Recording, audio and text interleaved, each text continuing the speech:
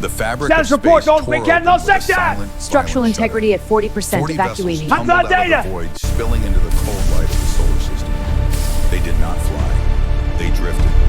Their hulls were scarred with deep, jagged burns of plasma blasts leaking atmosphere into the vacuum like bleeding wounds. Some spun out of control, their thrusters dead. Others were completely dark-flying tombs carrying the silent dead. Inside these 40 dying ships were 40,000 souls. They were the Zentari. They were the last of their kind, and they had nowhere left to run. 1,000,000 miles away, the United States Space Force heavy cruiser Vanguard held its patrol line. The bridge of the Vanguard was a sanctuary of disciplined silence. The only sounds were the low hum of the massive fusion drives and the rhythmic ping of the deep-range scanners. In the center of the command deck stood Captain Silas Thorne. He was a man carved from the very steel of the ships he commanded. He had spent 30 years in the black, watching the frontier, guarding the silent expanses where civilization met the unknown. His face was weathered, his eyes the color of old storm clouds. He did not pace. He did not fidget. He stood with his hands clasped behind his back, watching the tactical display. "Captain," the radar officer said, his voice breaking the stillness. "Massive spatial displacement at the edge of the sector. Multiple contacts. 40 bogies. They just dropped out of the dark." Thorne did not blink. "Signatures. Civilian. Heavy damage across the board. Sir, they are falling apart. I am reading catastrophic reactor failures on 3 of the vessels. They are venting oxygen." "Put it on the glass," Thorne ordered. The main viewport shifted, magnifying the distant space. The sight was enough to silence every man and woman on the bridge. It was a graveyard in motion.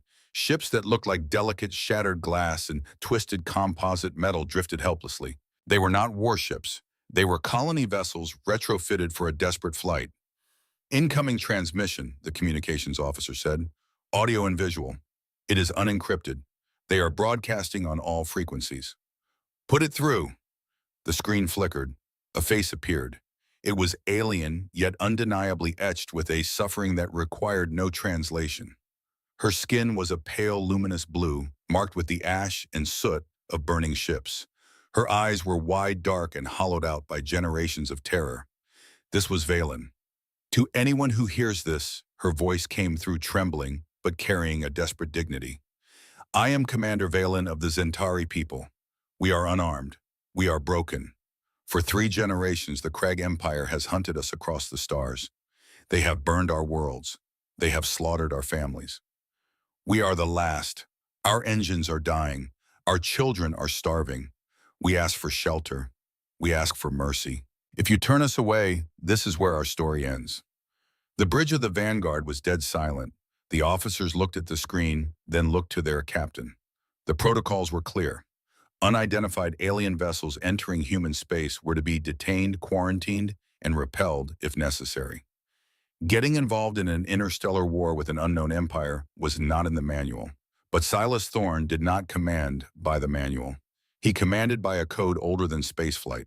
A strong man does not watch the weak be slaughtered on his doorstep. "Open a direct channel," Thorne said. His voice was calm, a low rumble that carried absolute authority. "Channel open, sir." Thorne stepped forward, looking directly into the camera lens. "Commander Valen, this is Captain Silas Thorne of the United States Space Force. You have crossed into our territory." On the screen, Valen closed her eyes. She braced for the rejection. She braced for the end. "Cut your engines," Thorne continued, his voice unwavering. "Divert all remaining power to your life support. We are sending recovery shuttles. You are under our protection now. Welcome to the frontier." Valen's eyes snapped open. A single tear broke through the soot on her cheek. She could not speak. She simply bowed her head. Thorne cut the feed. He turned to his crew. "Spin up the drives. Deploy all medical frigates and heavy lifters. Tow those ships if you have to. I want every living soul pulled from those wrecks before the reactors go critical." "Captain Colonel," his executive officer stepped close, speaking quietly. "Where are we putting 40,000 refugees? Earth Command has an authorized planetary landing." Thorne looked out at the vast expanse of the solar system. "We don't need Earth. We have the Gateway." The Ares orbital gateway hung in the shadow of Mars like a sleeping giant. It was a massive rotating ring of titanium and armor plating built by the military as a fallback redoubt, a fortress designed to keep humanity alive if the homeworld ever fell. It was highly classified, heavily armored, and entirely empty. It was a steel shell waiting for a purpose. Deep inside the bowels of the gateway, Gideon wiped grease from his hands with a heavy rag. Gideon was the chief engineer of the installation. He was a man who spoke the language of turbines, atmospheric scrubbers, and high-voltage conduits better than he spoke to people. He was in his late 60s, a veteran builder of the orbital shipyards, a man who believed that a job wasn't done until it could survive a kinetic strike. He picked up his battered thermos and poured a cup of black coffee. The klaxons blared. Red lights bathed the engineering deck. Gideon keyed his radio. "This is Gideon, who is leaning on my alarm." "Gideon, it's Thorn." The captain's voice came through crisp and tight. "I need the station spun up. Full gravity. Full life support." "The gateway is in sleep mode, Silas. It takes a month to cycle the primary scrubbers and heat the residential sectors." "You have 24 hours for the air, Gideon. You have a week for the rest. I am bringing you 40,000 people. They are sick, they are freezing, and they are scared. Get the lights on." Gideon paused. He looked at the massive dormant fusion reactor sitting in the center of the bay. He took a sip of his black coffee. He didn't ask why. He didn't complain about the budget or the impossible timeline. That wasn't the way things worked out here. When the call came, you answered. "Understood," Gideon said. "I'll need every wrench turner and welder on this station pulling double shifts. And Thorn, yeah, tell them to wipe their boots before they come aboard." What happened next was a testament to human will. The gateway woke up. Thousands of American engineers, mechanics, and technicians swarmed the station like blood cells rushing to a wound. Welding torches flared like miniature suns in the dark corridors. Heavy cargo haulers dragged massive oxygen tanks from the Martian supply depots. The sound of hammering, drilling, and engines echoing through the titanium halls was deafening. It was violent, chaotic, and beautiful. When the first Centauri refugees stepped off the shuttles, they expected cold military cells. They expected cages. Instead, they walked into a massive arching concourse bathed in warm, simulated sunlight. The air smelled of ozone, fresh paint, and something else, something green. Gideon had not just built a shelter. He had demanded cargo ships haul up tons of soil and saplings from the agricultural biodomes. Along the steel walkways, small gardens were already taking root. Valen walked down the ramp of the transport, her steps unsteady. She looked at the towering bulkheads, the spinning gravity ring, and the human workers rushing past with tool belts and heavy loaders. She saw a massive man in grease-stained overalls standing near the docking bay. It was Gideon. He walked up to her. He didn't salute. He just held out a steaming cup of coffee. "Drink," Gideon said. "It's bitter, but it keeps the engine running." Valen took the cup with trembling hands. She took a sip. Her eyes widened at the harsh, dark taste, but the warmth spread through her freezing chest. "You built this?" she asked softly. "We retrofitted it," Gideon grunted. "Still got some drafts in Sector 4. Water pressure is a little low, but the walls are 3 meters of solid armor plate. The roof won't leak, and nobody is going to shoot at you in here. Welcome home." For a moment there was peace. For 3 weeks the Centauri slept without the fear of the alarms. They ate solid food. Their artist began to sing again, a haunting, beautiful melody that echoed through the steel canyons of the gateway. Humanity had opened its doors and the refugees were finally safe. But the universe is rarely kind to the vulnerable. It started in the lower decks. A Centauri child collapsed during a meal. Then another. Within 12 hours, hundreds of children and elderly were seizing their pale blue skin, turning a sickly ashen gray. The medical bays overflowed. The Centauri healers panicked, their primitive herbs and depleted medical supplies entirely useless. They thought the Crow had poisoned them. They thought it was the end. Dr. Harper walked into the chaos. She was the head of xenobiology and trauma medicine for the military sector. She was 34, driven, and possessed a mind that worked like a supercomputer under pressure. She did not see aliens. She saw patients. She saw failing heart rates and dropping oxygen levels. "Clear the bay," Harper barked, her voice cutting through the wailing of the parents. "I want quarantine protocols active on levels 3 through 7. Get these people on intravenous hydration." Now, she isolated the sick. She drew blood. She sat at her microscope while the station slept. 10 hours passed, 20 hours, 30 hours. Thorne visited the medical bay. He stood at the glass watching the rows of dying children.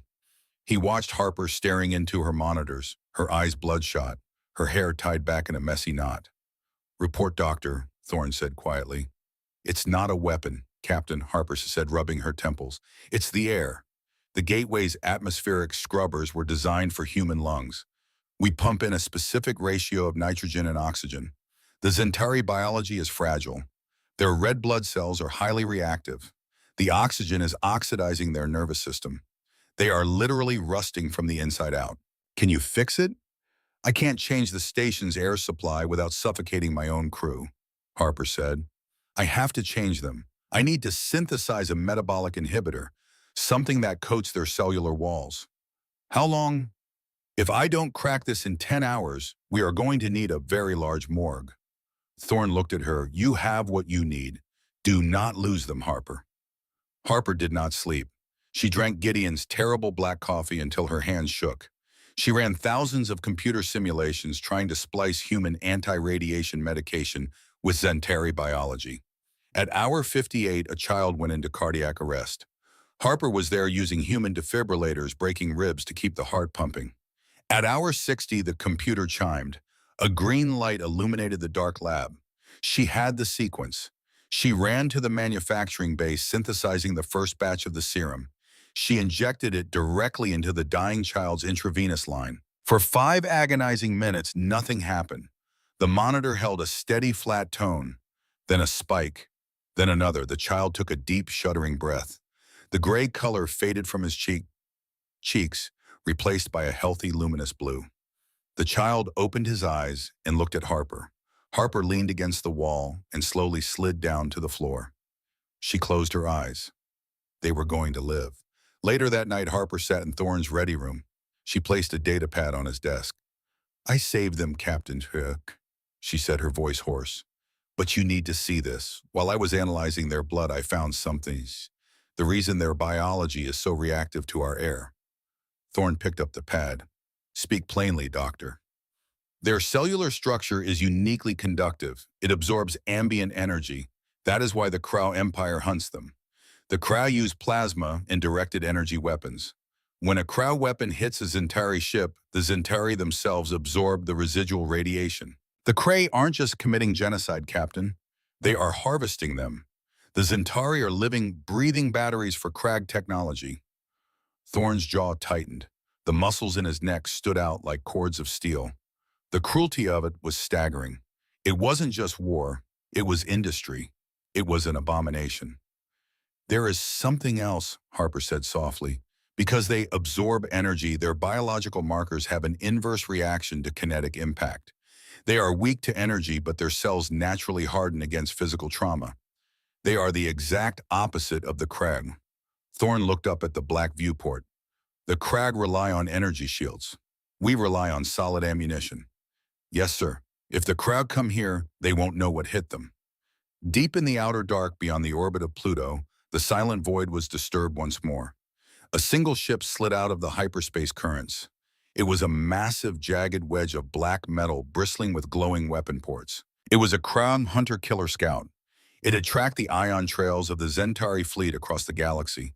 It sat in the darkness, its sensors sweeping the solar system. It found Earth. It found the gateway. It found the American fleet. Aboard the scout, the Crown commander stared at the data. He saw the primitive human ships. He saw the lack of plasma shielding. He saw a species that still used chemical thrusters and solid-state armor. To the Crown who wielded the power of captured suns, humanity looked like insects. The scout sent a pulse back into the deep dark. A beacon. A location. The message reached the throne room of War Master Kraxos. Kraxos was a warlord of unmatched brutality. He had conquered 12 systems.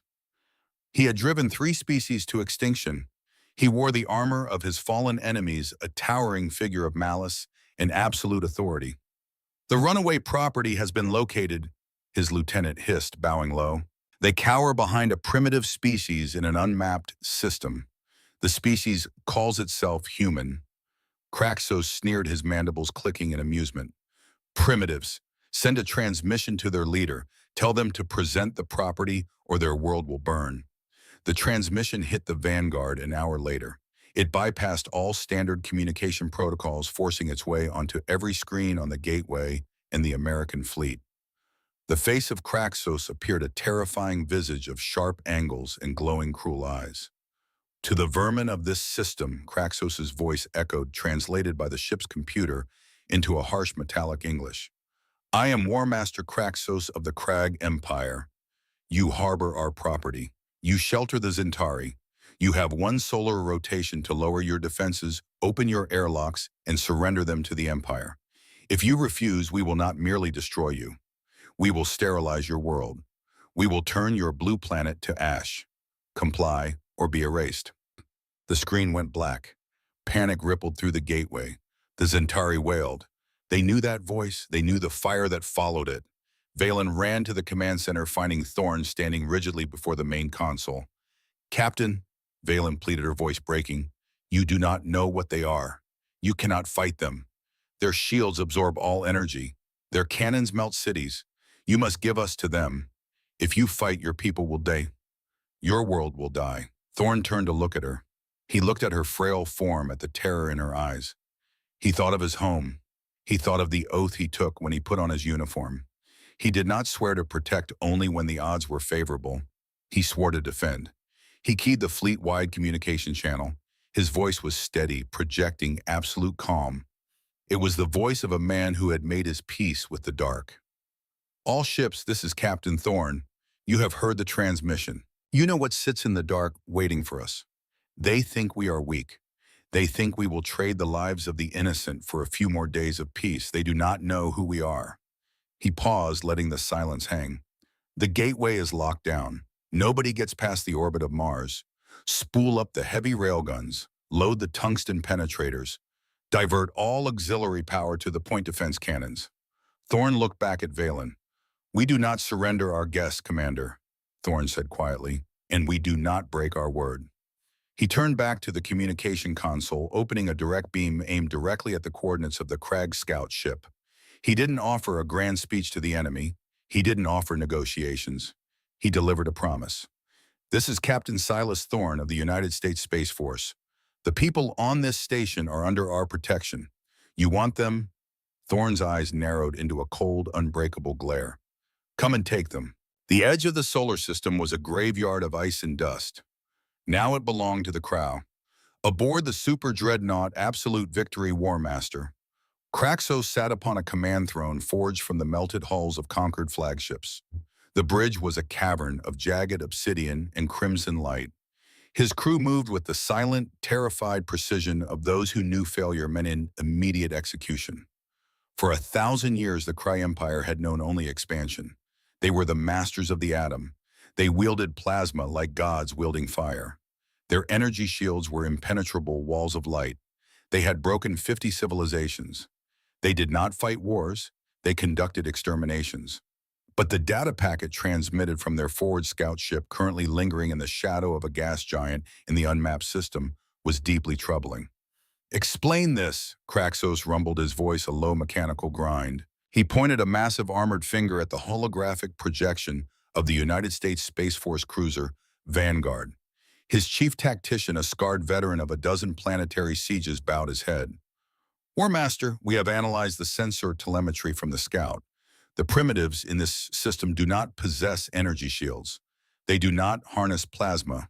Their ships are constructed of dense physical alloys, titanium, tungsten, carbon silicate weaves. Kraxos let out a sound that resembled a saw cutting through bone. It was laughter. They fly in metal boxes. A single barrage from our heavy cruisers will melt their hulls to slag. Yes, War Master, but there is a complication. The tactician swallowed hard. He tapped a control panel, bringing up a schematic of the Vanguard's main battery. We have analyzed their offensive capabilities. They do not use directed energy weapons. They use magnetic acceleration. They throw solid matter. Kraxos stopped laughing. His glowing red eyes narrowed. Asteroids. Precision machine projectiles, War Master. Tungsten rods. Depleted uranium cores. They use massive electromagnetic rails to accelerate these solid slugs to a significant fraction of the speed of light. Silence fell over the cavernous bridge.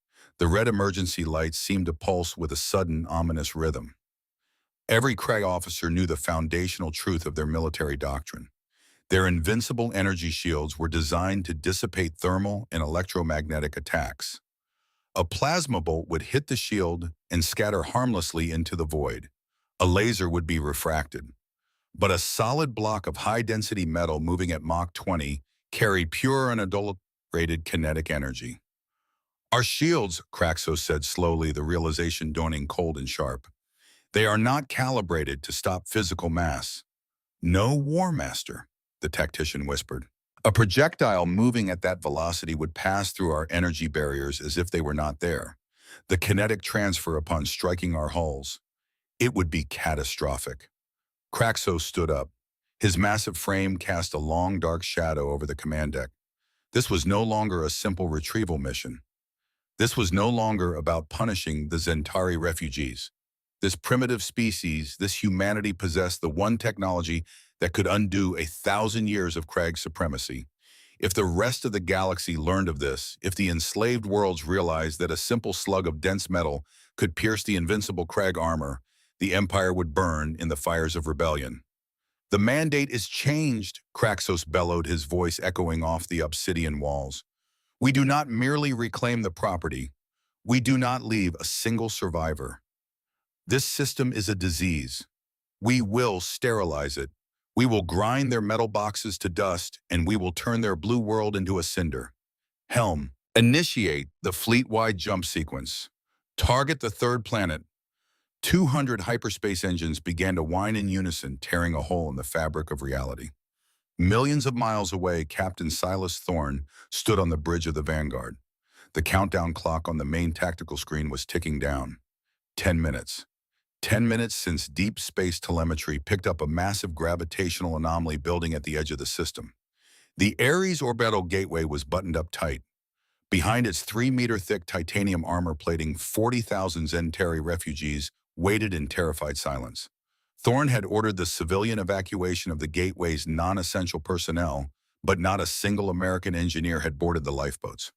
Down in the engineering bay, Gideon was passing out heavy steel wrenches and riot shotguns to his crew.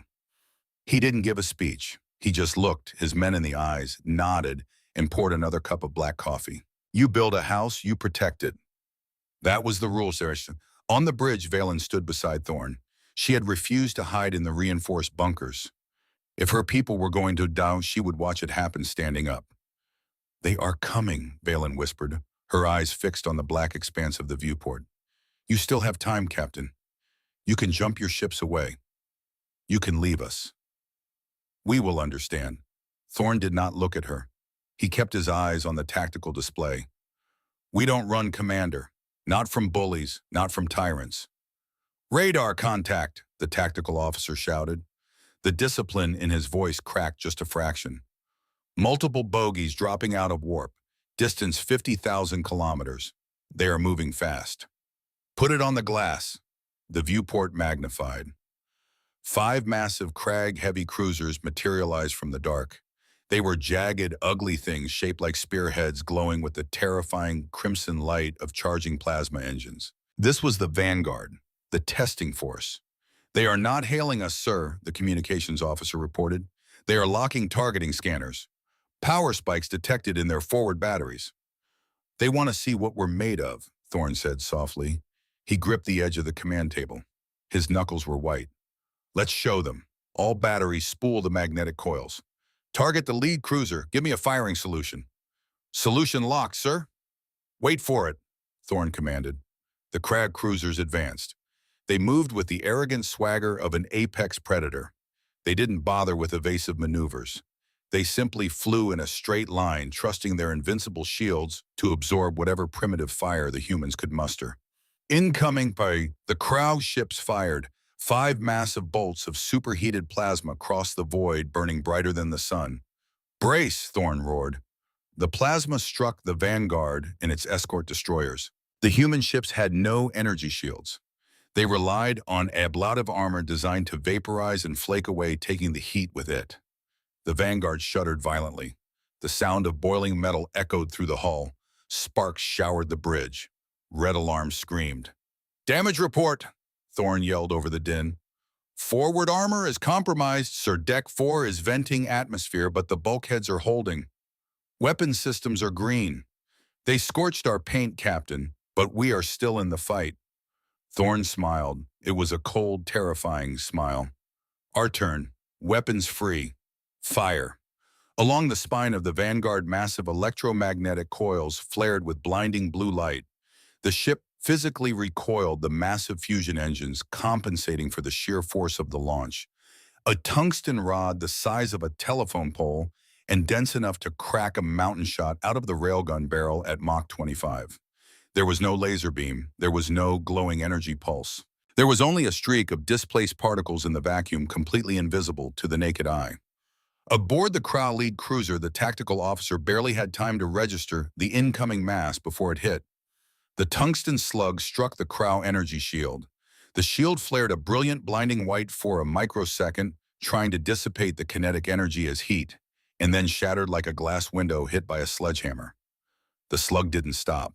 It punched through the Crag's heavy front armor, traveled the entire length of the ship, shredded the plasma containment field in the engineering deck, and exited out the rear engines, continuing its journey into deep space. For a second, the Crow cruiser drifted silently. Then the uncontained plasma ignited. The heavy cruiser simply ceased to exist. It expanded into a massive, silent sphere of fire and shattered metal lighting up the darkness of space. On the bridge of the Vanguard, a cheer erupted from the crew. Valen gasped, her hands flying to her mouth. She had spent her entire life watching Crag ships burn her world completely untouchable. And in 3 seconds, this human captain had swatted one out of the sky like an insect. The remaining 4 Crowd cruisers broke formation instantly in absolute panic. Their commanders could not comprehend what had just happened. Their invincible shields were useless. "Track them," Thorne ordered, his voice cold and flat. "Do not let them turn around. Fire at will." The human fleet unleashed hell. Missile swarms, heavily armored to survive, point defense lasers erupted from the destroyers. The railguns fired again. The void was filled with the silent violence of kinetic warfare. Another Crow cruiser was sheared in half by a railgun slug.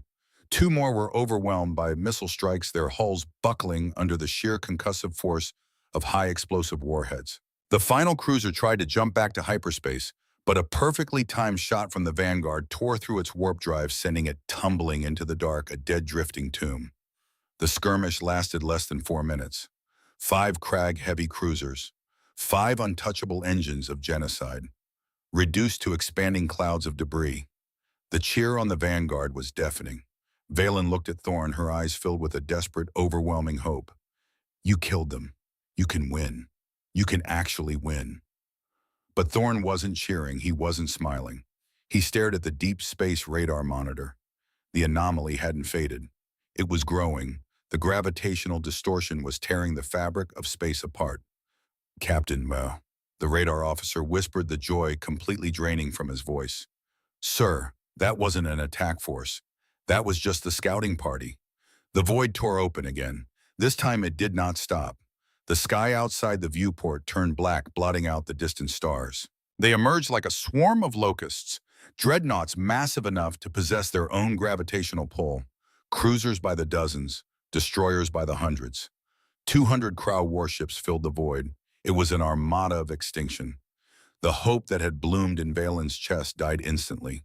She fell to her knees, staring at the viewport. It was the end. It was the same fleet that had burned her homeworld, but magnified 10 times over.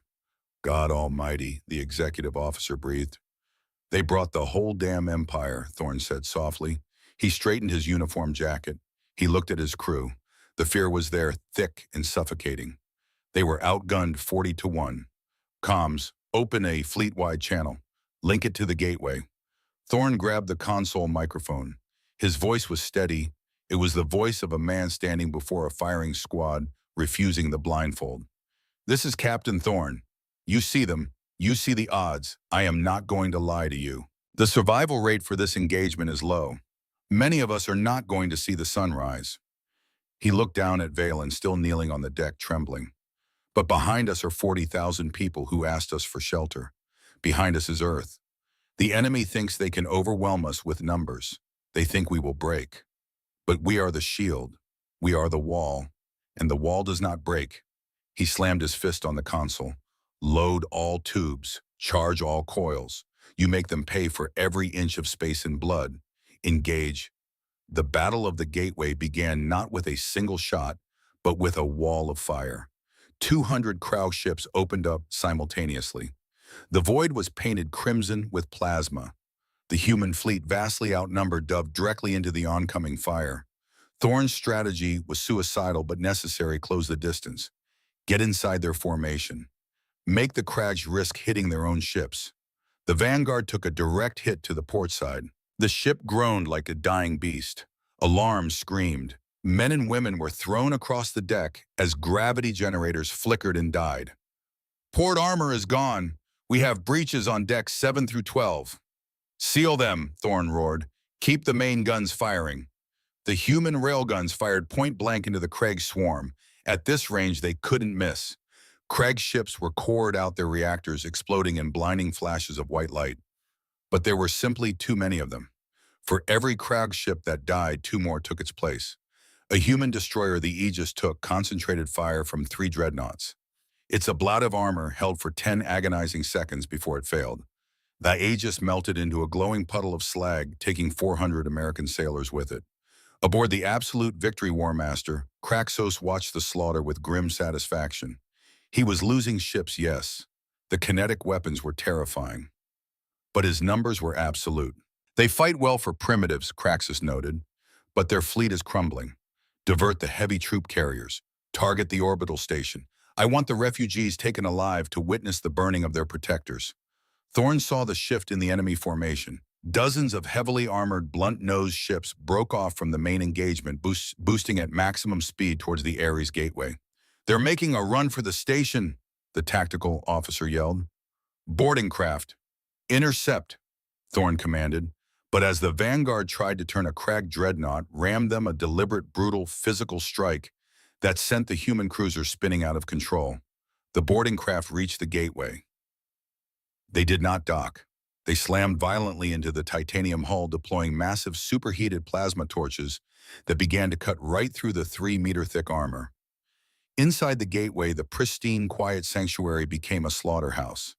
The decompression alarms howled. Huge blast doors slammed shut, sealing off the residential sectors.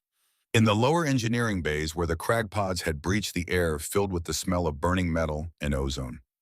Gideon stood in the center of the main corridor. Behind him were 40 engineers, blue-collar workers, mechanics, plumbers, electricians. They were covered in grease and sweat.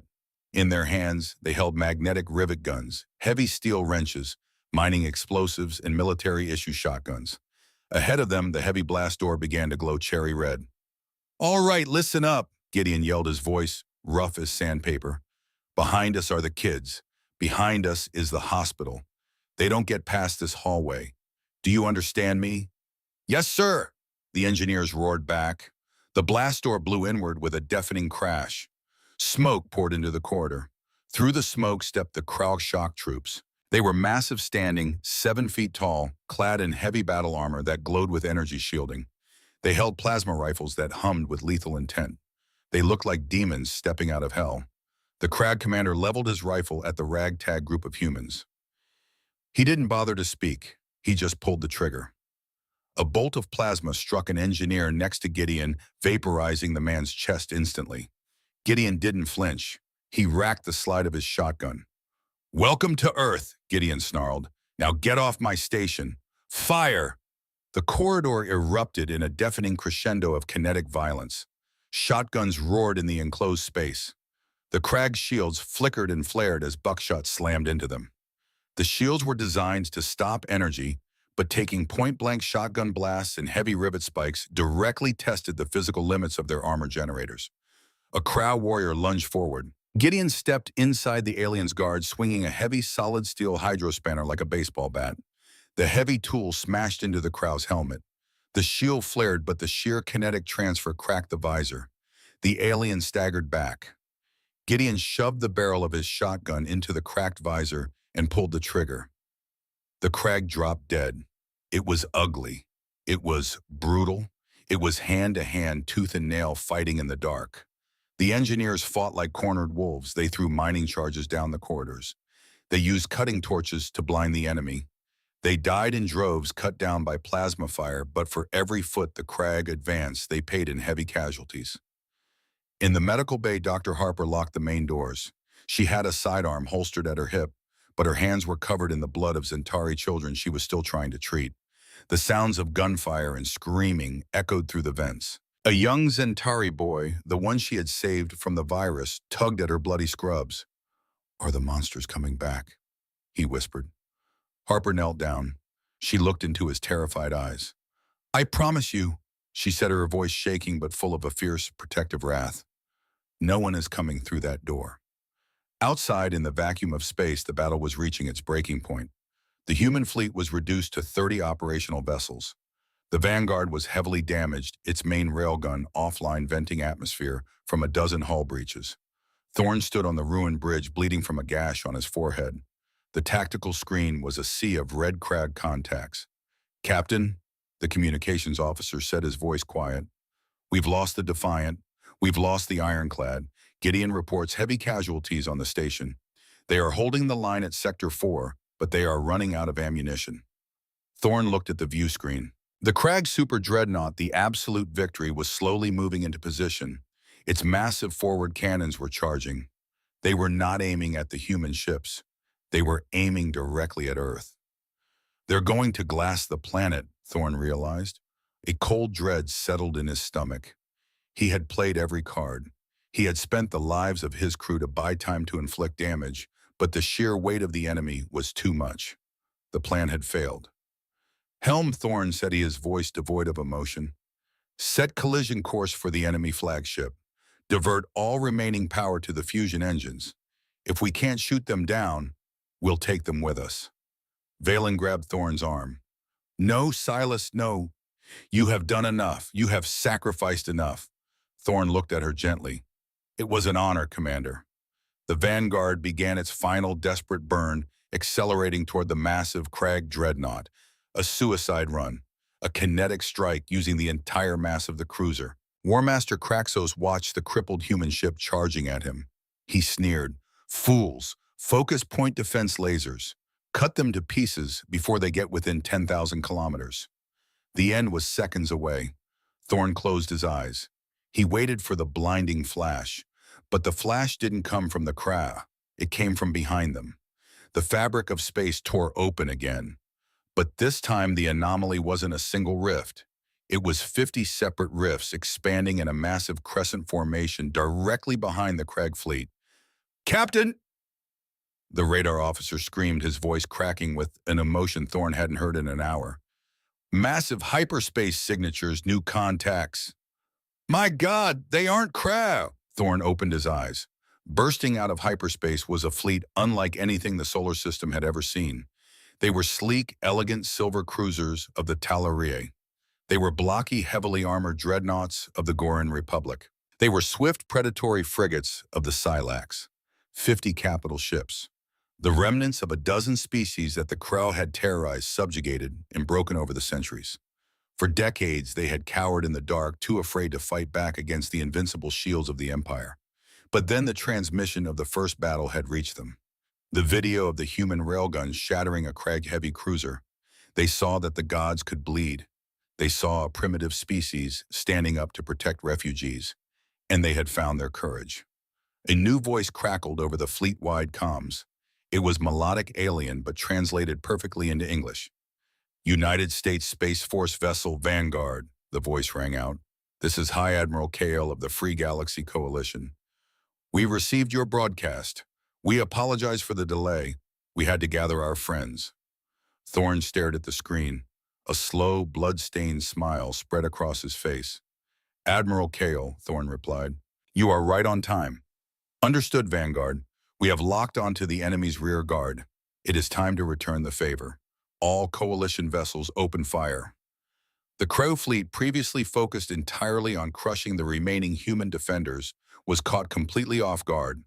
The Coalition fleet unleashed a devastating barrage into the unprotected rear engines of the Krag warships. Panic swept through the absolute victory. War Master, the tactician screamed in terror. We are flanked. Multiple enemy signatures. Our rear shields are failing, Kraxos roared in absolute fury. He slammed his fists against his command console. Turn the fleet. Engage the newcomers. I will mount all of their skulls on my hull. But the Crow formation was too tight, too focused on the forward assault. As they desperately tried to maneuver, their invincible wall of firepower crumbled. Thorne seized the moment. The arrival of the Coalition gave him the one thing he needed: an opening. Helm belay the ramming order.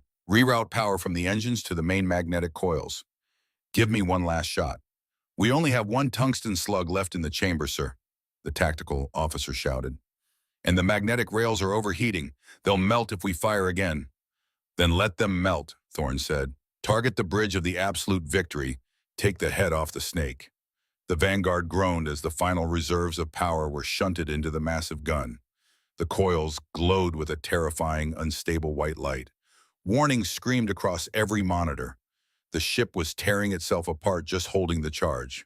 Through the viewport, Thorne locked eyes with the massive, jagged silhouette of the Krag flagship. For the fallen, Thorne whispered, fire. The order was given. The trigger was pulled. Deep within the mechanical heart of the Vanguard, the safety limiters screamed. The magnetic coils, already pushed beyond their theoretical breaking point, ignited with the brilliance of a dying star. The ship did not just fire, it convulsed. The sheer kinetic recoil tore through the titanium spine of the cruiser. Bulkheads buckled, glass shattered. Men and women on the bridge were thrown to the deck as the artificial gravity completely failed. Out of the blinding blue halo of the overheating barrel, the final tungsten slug was born into the vacuum. It was a cylinder of dense, unyielding metal. It carried no explosive payload. It possessed no sophisticated tracking computer. It was simply mass multiplied by velocity, driven by the absolute will of a desperate crew. It crossed the 10,000 kilometers of empty space in a fraction of a heartbeat. Aboard the Absolute Victory War Master, Kraxos did not have time to curse. He did not have time to issue a final command. He only had time to see the white streak of displaced cosmic dust on his primary monitor. The tungsten slug struck the forward energy shield of the super dreadnought. The crowd barrier designed to withstand the heat of a supernova flashed with a blinding, desperate iridescence. It tried to absorb the kinetic transfer. It tried to burn the metal away. It failed. The shield shattered with a concussive shockwave that rippled across the Krag fleet. The solid slug punched through the layered obsidian armor of the flagship's bow as if it were parchment. It tore through the main armory, incinerated the forward barracks, and struck the central plasma containment reactor with the force of a tectonic shift. The silence of space is absolute, but the visual violence of the Absolute Victory's death was a scream that echoed across the galaxy. The containment field collapsed. Millions of degrees of raw, unbridled plasma detonated from the inside out. The Super Dreadnought, the pride of the Krag Empire, a ship that had brought a dozen worlds to their knees, expanded into a jagged, blossoming sphere of blinding white and crimson fire. The explosion was so massive it caught 3 adjacent Krag-heavy cruisers in its shockwave, stripping their shields and melting their portside armor. Kraxos was gone. The head of the snake was severed. On the bridge of the Vanguard, Captain Silas Thorne pulled himself up from the deck. His uniform was torn. Blood ran freely from a deep laceration above his eye, blinding him on the left side. He leaned heavily against the ruined tactical console, his breath coming in ragged gasps. He looked at the view screen. The heart of the enemy formation was a roiling storm of debris and fire. Main gun is offline, Captain, the tactical officer coughed, pulling himself into his chair. The rails are melted to slag. We have zero offensive capability. It doesn't matter, Thorne whispered, his voice hoarse but steady. He wiped the blood from his eye. Look, behind the burning wreckage of the Krag flagship, the Coalition fleet unleashed hell. For a century, the Tal'ari, the Goran, and the Silax had lived in terror. They had hidden their ships. They had paid their tithes in blood and resources. They had believed the Crow were invincible. But as they watched the Absolute Victory shatter under the hammer of a human kinetic strike, that terror evaporated. It was replaced by a century of suppressed burning rage. All coalition vessels, High Admiral Cale's voice rang over the open comms, cold and precise. No quarter. Break them. The coalition ships did not possess human railguns, but they brought heavy plasma torpedoes, ion cannons, and concentrated laser batteries. And they were firing into the unprotected rear arcs of the Krau armada. The Krau fleet descended into absolute chaos. They were a military force built on intimidation and forward momentum. They had never fought a defensive war. They had never been flanked, and they had never in their entire history lost their war master in the opening hour of a battle. Without Kraxos to coordinate them, the crowd captains panicked. Some tried to turn their massive, slow-moving dreadnoughts to face the coalition, exposing their broadsides to the surviving human destroyers. Some broke formation entirely, initiating emergency hyperspace jumps and slamming blindly into their own escorts in their desperation to escape. "Captain," the communications officer reported, his hands flying across his ruined board. "The Krag formation is collapsing. They are routing." Thorn watched the tactical map. The red icons were scattering. The invincible armada was breaking like glass under a hammer. "Tell the surviving ships to hold the line," Thorn ordered, his voice echoing in the smoky air of the bridge. "Do not pursue. We are out of ammunition and our hulls are compromised. Let the coalition run them down. We stay with the gateway." He turned his head, wincing as the pain from his ribs flared. "Get me Gideon. What is the status of the station?" Deep inside the Ares orbital gateway, there was no cheering. There was only the suffocating smell of cordite, burning flesh, and vaporized metal. The corridor leading to Sector 4 was a slaughterhouse. The heavy titanium blast doors had been blown off their hinges. The emergency lighting flickered, casting long, demonic shadows across the blood-slicked deck. Gideon knelt behind a barricade forged from overturned cargo loaders and welded steel plates. His breathing was heavy, wet, and labored. A Krau plasma bolt had grazed his left side, cauterizing the flesh just above his hip. The pain was a blinding, white-hot spike, but he ignored it. He ejected the spent shell casing from his shotgun. The heavy plastic cylinder hit the deck with a hollow clink. He had 3 shells left. Behind him, only 12 of his 40 engineers were still standing. They were battered, bleeding, and covered in the dark soot of close-quarters combat. Some held mining lasers. Some held heavy steel pipes. They looked like ghosts. "They stopped advancing," whispered a young mechanic, his hands shaking so hard his wrench rattled against the barricade. "Why did they stop?" Gideon peered over the edge of the steel plate. At the far end of the corridor, the surviving Krug shock troops had halted. They were listening to their internal comms. Even through their heavy helmets, Gideon could see the shift in their posture. The arrogant, predatory stance was gone. They had just received word that the absolute victory was destroyed. They had just realized their fleet was abandoning them. They were cut off. They were trapped behind enemy lines. The Krau commander, a towering beast with a cracked energy shield and a dented breastplate, let out a terrifying guttural roar. It was not a battle cry. It was the sound of a cornered animal realizing it was going to die. He raised his heavy plasma rifle, not to retreat, but to charge. If they were going to fall, they would take the refugees with them. "They're rushing," Gideon roared, pushing himself up on his good leg. "Hold the line. Nobody steps back. Nobody." The crowd charged. They abandoned all cover. They threw themselves down the corridor in a suicidal wave of heavy armor and searing plasma fire. Gideon leveled his shotgun. He didn't aim. At this range, he didn't need to. He waited until the crowd commander was 10 feet away, filling his entire vision. He pulled the trigger. The heavy buckshot slammed into the alien's cracked visor, shattering it completely. The commander fell backward, his rifle discharging wildly into the ceiling. Gideon racked the slide. Fired again. Another Krag fell. He racked the slide. He aimed at a third alien lunging over the barricade with a drawn vibroblade. Click. Empty. The Krag warrior raised the blade, ready to cleave Gideon in two. Gideon didn't flinch. He tightened his grip on the empty shotgun, ready to use it as a club. He looked death in the face, completely unafraid. He had promised Thorn he would hold the door. Before the blade could fall, a blur of luminous blue threw itself over the barricade. It was one of the Zentari. He didn't have a weapon. He only had his body. He stepped directly between Gideon and the alien. The Krag brought the heavy physical blade down with enough force to split an engine block. But as the steel struck the Zentari's shoulder, Harper's discovery proved true. The kinetic trauma triggered an instantaneous biological reaction. The pale blue skin hardened to the density of titanium armor. The vibroblade sparked violently and deflected off, throwing the massive Krag warrior completely off balance. The Zentari man looked back at Gideon. He was bleeding from a previous plasma burn, but he stood his ground. He was protecting the man who had protected his family. Before the Krag warrior could recover his stance, a deafening staccato of high-caliber machine gun fire ripped in through the corridor. The Krag warrior jerked violently as a dozen armor-piercing rounds tore through his side. He collapsed in a heap of shattered armor and blue blood. Gideon looked past the falling alien.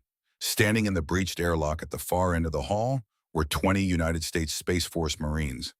They wore heavy vacuum armor, their magnetic boots locked to the deck, their heavy assault rifles smoking. The lead Marine stepped forward, sweeping his rifle across the corridor, confirming the crash were dead. He looked at the barricade. He looked at the Zentari civilians standing tall. He looked at the 12 surviving engineers in their grease-stained overalls, holding wrenches and empty shotguns. He looked at Gideon bleeding and leaning against the metal wall. The Marine lowered his rifle. He snapped a crisp, razor-sharp salute.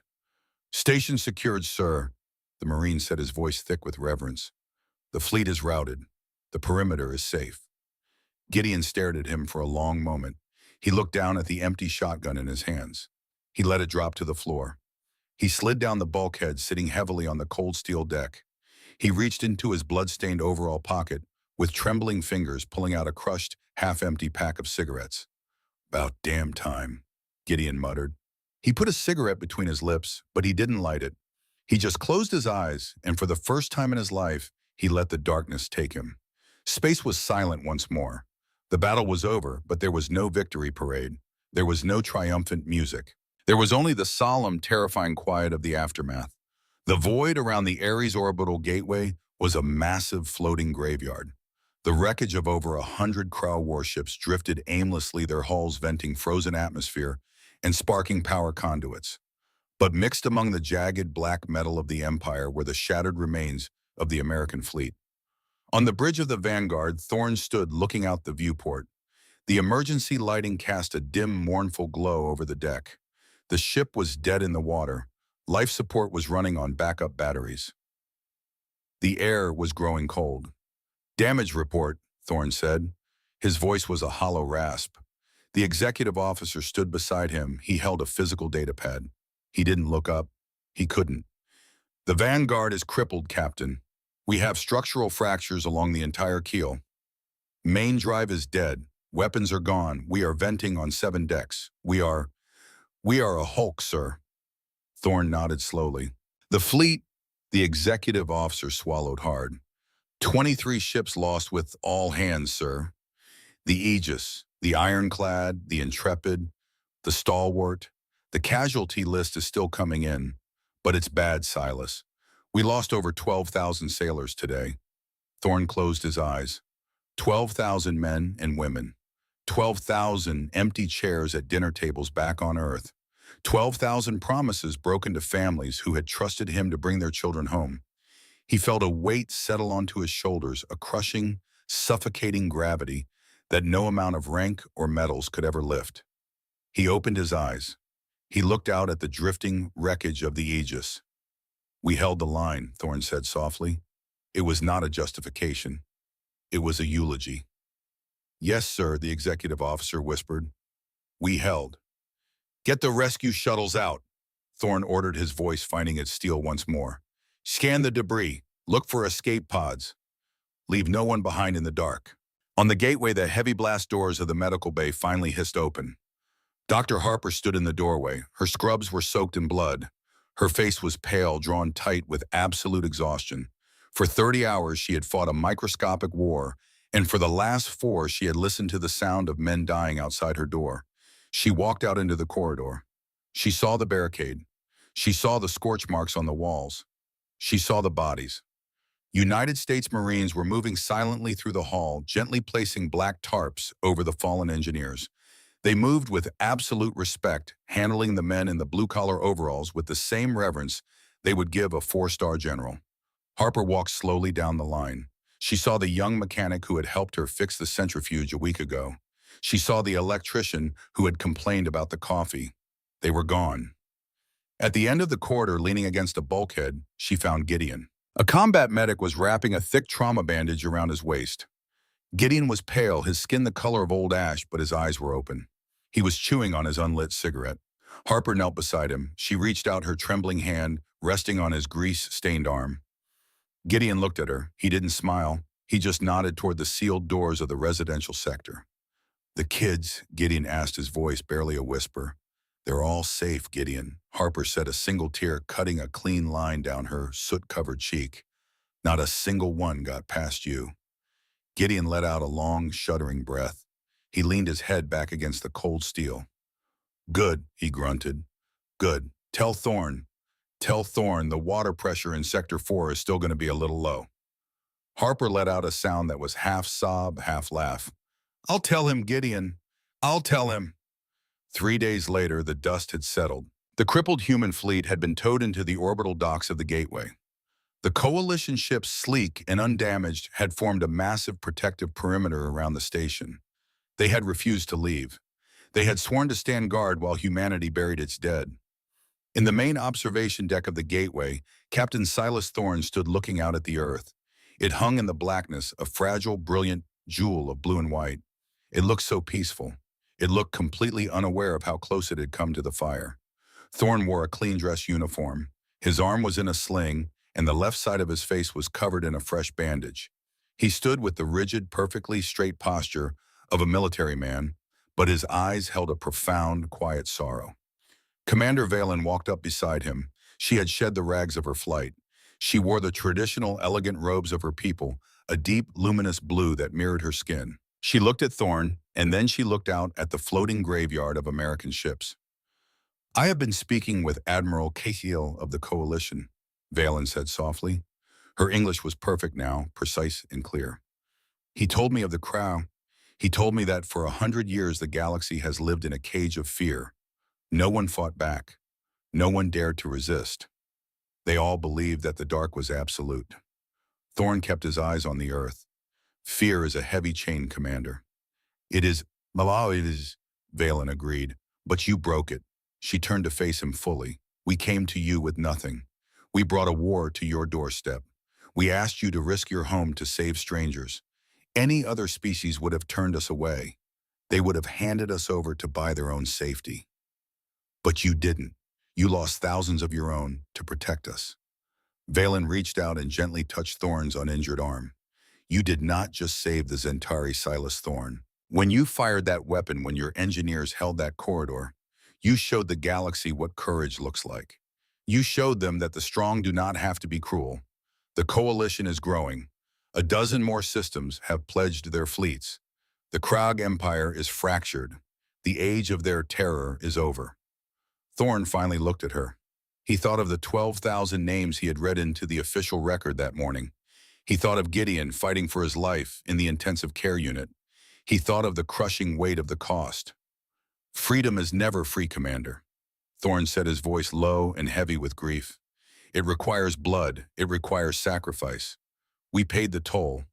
But if I had to make the call again, I would not change a thing." Valen bowed her head. It was a gesture of absolute eternal respect. "My people will never forget," she whispered. "We will build statues of your ships.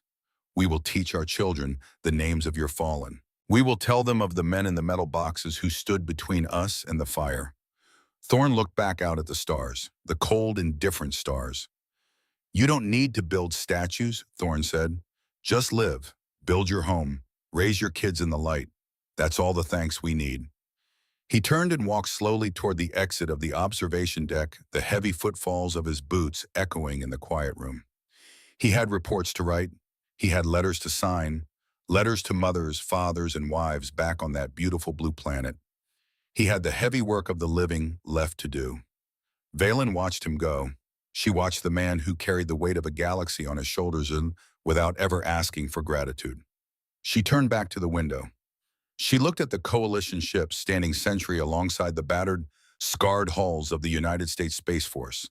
The galaxy had changed forever. A new truth had been forged in the fire of the gateway, a truth that would be whispered in the dark corners of the universe for 1,000 generations. It was a simple truth, but it was absolute.